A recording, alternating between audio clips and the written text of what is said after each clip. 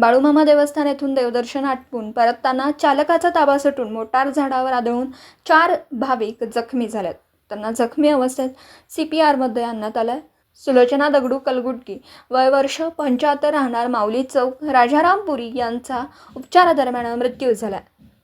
तर कल्लाप्पा आप्पासाहेब कलकुटकी वय वर्ष 32, अर्चना कल्लाप्पा कलकुटकी वय वर्ष 34, दोघे राहणार विजापूर आणि शोभा आनंदा नलवडे वय वर्ष 50 राहणार माऊली चौक राजारामपुरी जखमी झालेत. कागल तालुक्यातील सिद्धनेली फाट्याजवळ हा अपघात झाला. विजापूर येथून आलेले कलकुटकी दाम्पत्य राजारामपुरीतील काही नातेवाईकांना घेऊन आदमापूर येथे गेले होते. देवदर्शन आटपून कोल्हापूरकडे परतत असताना सिद्धनेली फाट्याजवळ एका दुचाकीस्वाराला चुकवण्याच्या प्रयत्नात चालकाचा ताबा सुटल्याने मोटार झाडाला धडकली. यामध्ये 4 जखमी झाले. जखमींना तातडीने CPR रुग्णालयात दाखल करण्यात आला.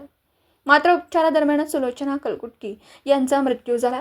त्यांच्या मागे भाऊ, भाऊजे, भाचे असा परिवार आहे. दिवसभरातील घडामोडींचा आढावा घेण्यासाठी पाहत रहा N24 मराठी न्यूज चॅनल.